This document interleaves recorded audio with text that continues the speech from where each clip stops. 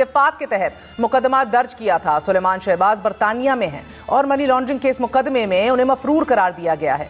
नाज़रीन, दौरान समाअत FIA के वकील फारूक बाजवा ने दलाइल देते हुए कहा कि जितने भी बेनामी अकाउंट्स हैं उन्हें रमजान शुगर मिल के मुलाजिमीन ऑपरेट करते थे। गुलजार अहमद की वफात के बाद भी उसका अकाउंट ऑपरेट होता रहा।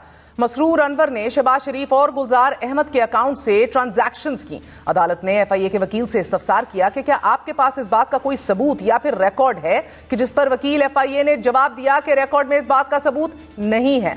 गुज़िश्ता समाअत पर FIA ने लाहौर की खसूसी अदालत को बताया था कि शहबाज शरीफ और हमजा शहबाज के बैंक अकाउंट्स में बराह रास्त रकम मुंतकिल नहीं की गई और ना ही कोई सबूत मौजूद है, जबकि मुआवने खसूसी बराए एहतसाब शहजाद अकबर ने अकरम नामी शख्स का एतराफ बतौर सबूत मीडिया के सामने रखा था कि जो ना सिर्फ प्ली बार्गेन कर चुका है और शहबाज शरीफ के दामाद के अकाउंट में रकम मुंतकली का एतराफ भी कर रहा था। आफ्ताब महमूद नामी शख्स जो इनके कुंडी हवाला के बिजनेस में मावनत फराहम करता था और अभी पाकिस्तान में जेर हिरासत है और शायद रिमांड पे है। यहाँ के डेवलपमेंट के और एड के पैसे जो मुख्तलिफ ठेकों में, अब इसमें एक नाम जिक्र हुआ है इकराम का, वो ऑलरेडी प्ली बार्गेन कर चुका है और इस चीज का इकरार कर चुका है कि वो अली इमरान को उसमें से पैसे देता था। ताज्जुब की बात यह है कि FIA ने 13 दिसंबर 2021 में शहबाज शरीफ और हमजा शहबाज और दीगर मुल्जिमान के खिलाफ 16 अरब रुपए की मनी लॉन्ड्रिंग का चालान बैंकिंग अदालत में जमा करवाया था और दोनों को मरकजी मुल्जिम नामजद कर दिया था। शहबाज शरीफ पर इल्जाम था कि उन्होंने अपने बेटों हमजा शहबाज और सुलेमान शहबाज को उनकी आमदनी के नामालूम जराए से माल जमा करने में मदद दी। उस वक्त के मुआवने खसूसी बराए एहतसाब शहजाद अकबर प्रेस कॉन्फ्रेंस करते ये कहते गए बार बार कि शहबाज शरीफ FIA के चालान के मुताबिक इस ग्रोह के सरगना यानी कि मरकजी किरदार है।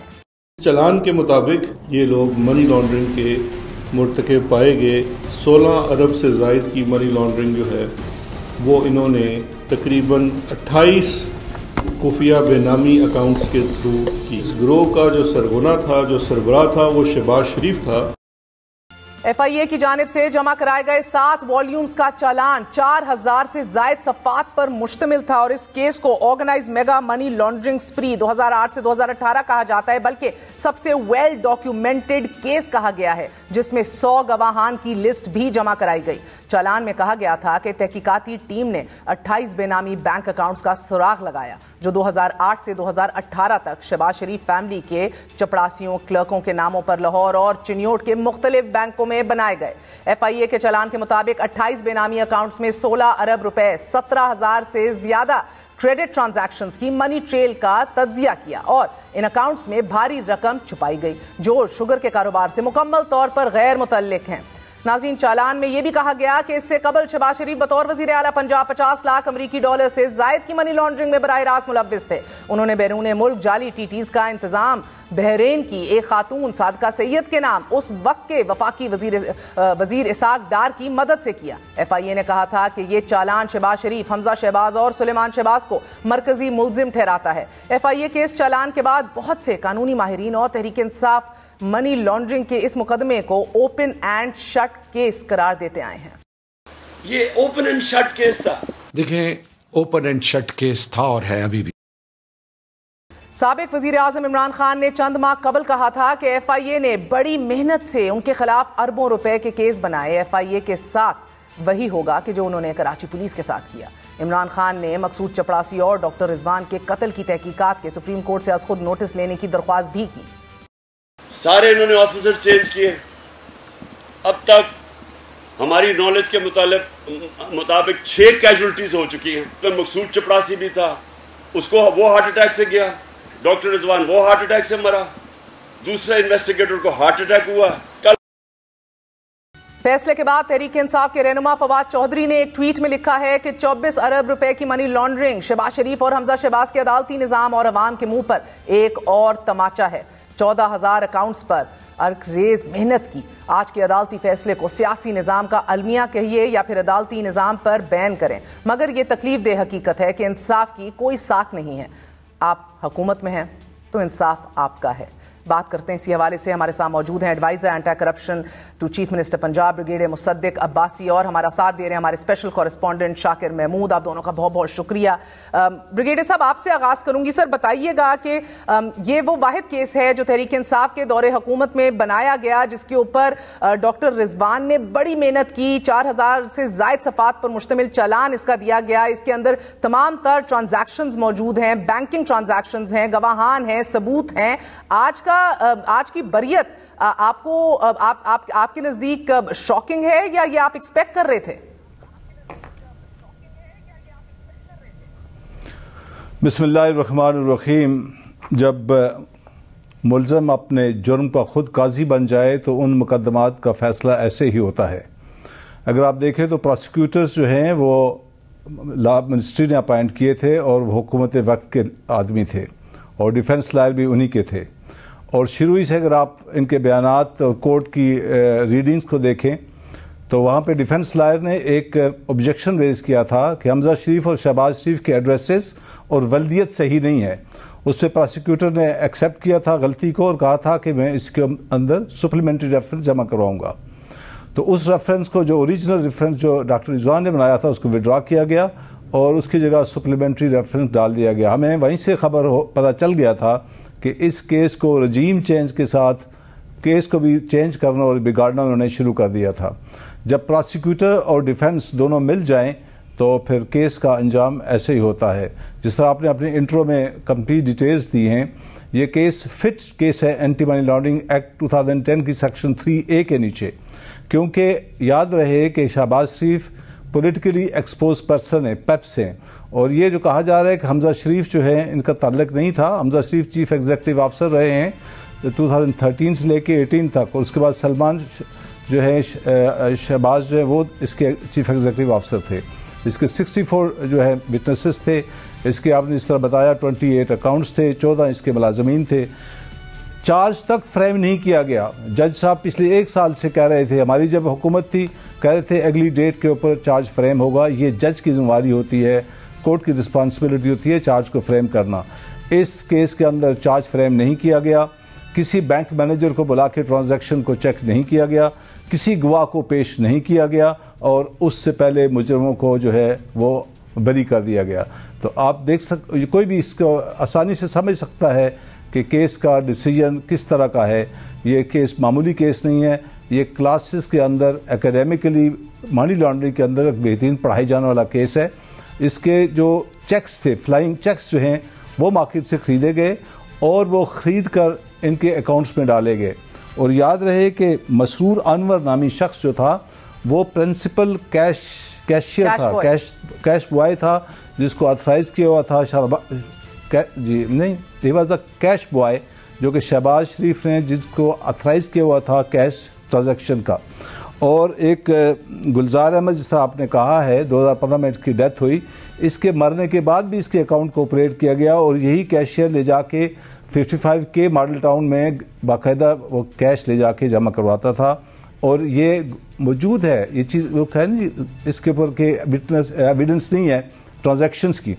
جب سٹیٹمنٹس آ رہی ہیں, پیسہ آ رہا ہے اکاؤنٹس کے اندر, اور وہ پیسہ وہاں سے آ رہا ہے, کس سے آ رہا ہے, کسی شاپ کیپر سے آ رہا ہے, کسی سٹور کیپر سے آ رہا ہے, کسی میڈیسن والے سے آ رہا ہے. ان کے فلائنگ چیکس کو خریدا گیا مارکیٹ سے اور خرید کے ان اکاؤنٹس کے اندر ڈالا گیا, اور وہاں سے کیش کی صورت میں پیسے کو انہوں نے استعمال کیا.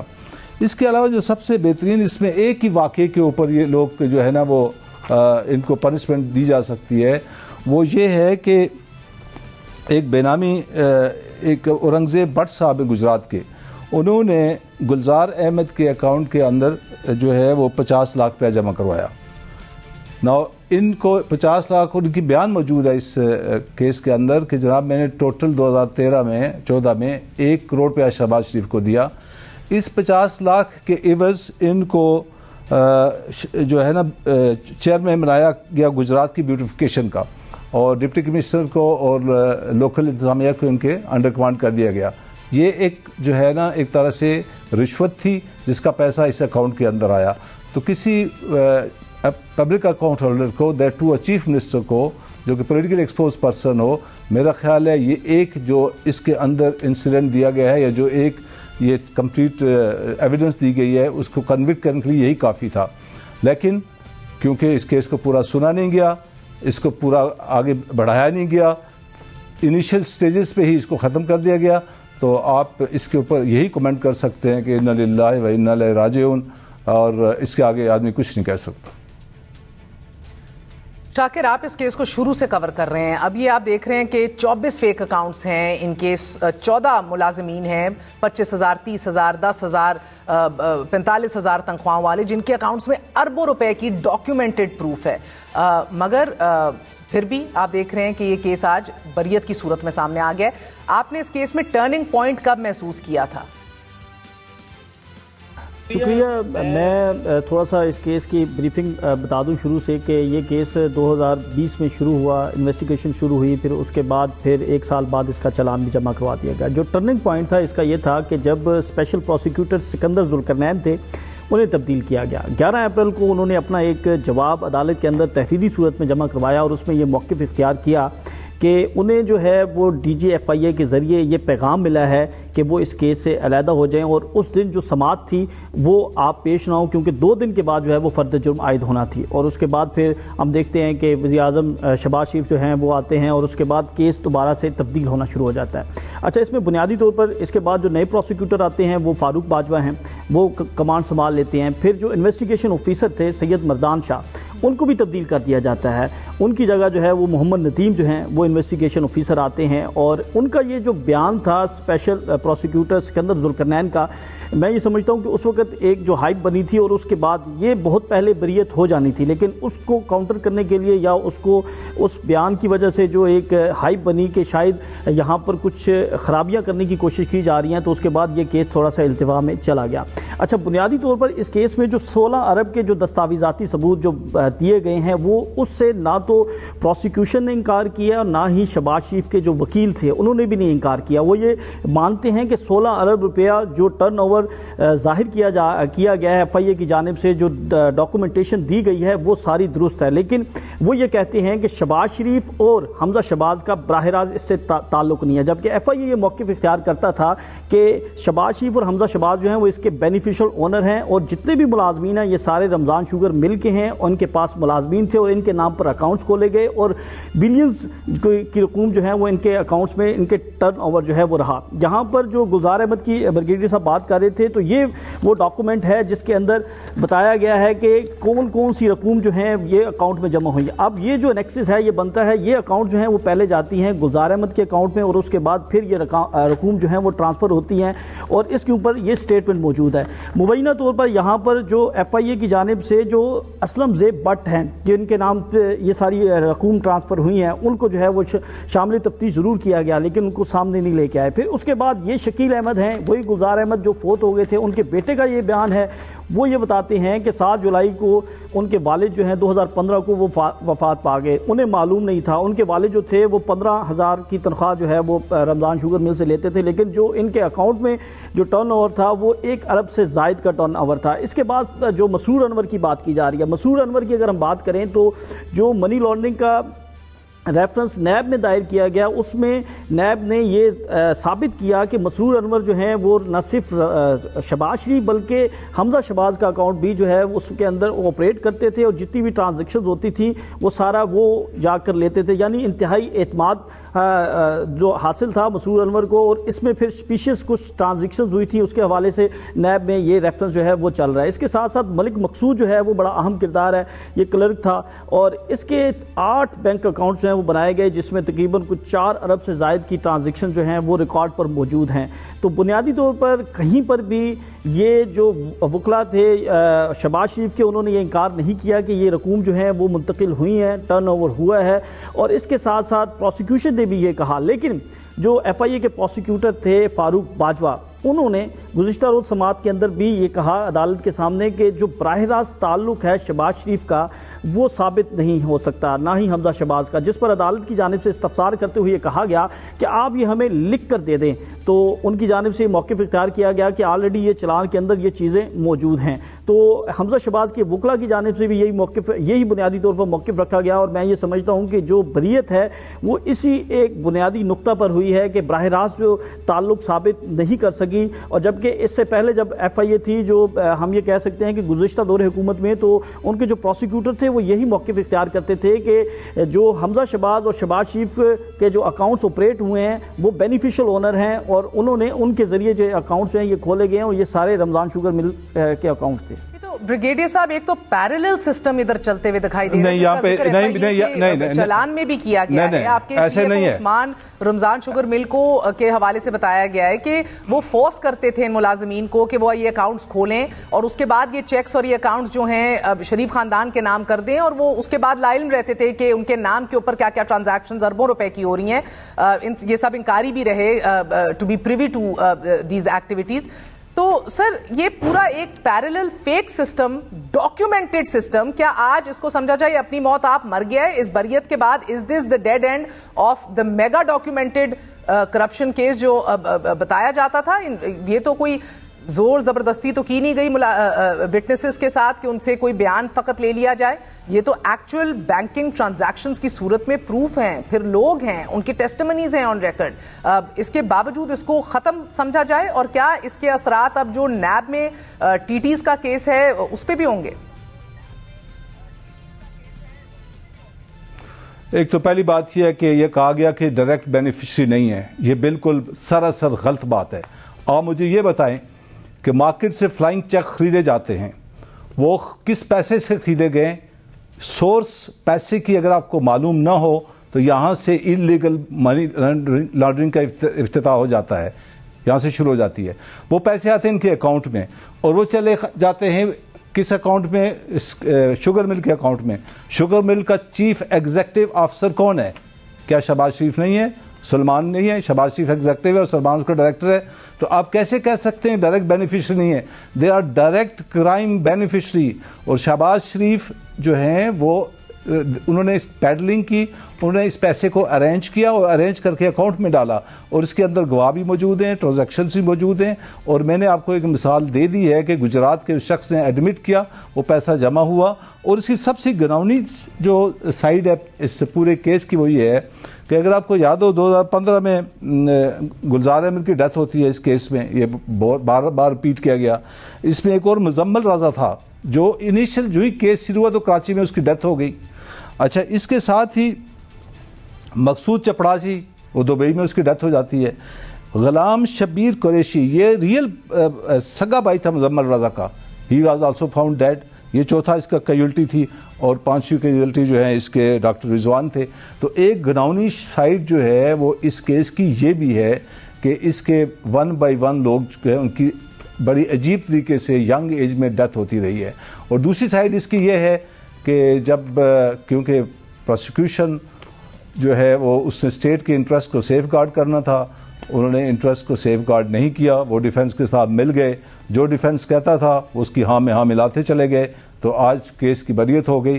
اور بات یہ ہے کہ کیس نہ سنا گیا، نہ چارج فریم ہوا، نہ وٹنسز وہاں سے پاس ہوئیں، نہ کسی بینک مینیجر کو بلایا گیا، نہ ٹرانزیکشن کو چیک کیا گیا، اور کہا گیا جی کیس نہیں بنتا۔ اب یہ کیس بھی سر شٹ کیس ہے یا اس کو بھی بعد میں کھولا جا سکتا ہے، یا جو تمام تر ڈاکیومنٹس اور ٹرانزیکشنز ہیں کیا یہ کسی آگ کی نظر تو نہیں ہو جائیں گی؟ یہ مشکوک آگے بھی لگتی ہیں، ایل ڈی اے کے دفاتر میں بہت سی کاپیز جو ہیں وہ غائب بھی ہو جاتی ہیں، کیا یہ ختم ہے یا کہیں بعد میں پرسو کیا جا سکتا ہے؟ بات یہ کہ پہلے زمانے میں یہ ہوتا تھا 2000 سے پہلے کہ کیونکہ زیادہ تر جو بینکس کے اندر ڈاکومنٹیشن ہوتی تھی وہ مینول ہوتی تھی، اور بعض اکاؤنٹس جو ہیں ان کو ٹریس کرنا بعض اوقات بیکورڈ بڑا مشکل ہو جاتا تھا۔ آج کل ایف ایم یو سے لے کے اسٹیٹ بینک سے لے کے بینکس تک جو ہے، اور ابھی آڈٹ سسٹم ہے، ایس سی سی پی ہے، تو یہ سارا ریکارڈ کسی نہ کسی صورت میں ہارڈ کاپیز کی صورت میں رہے گا۔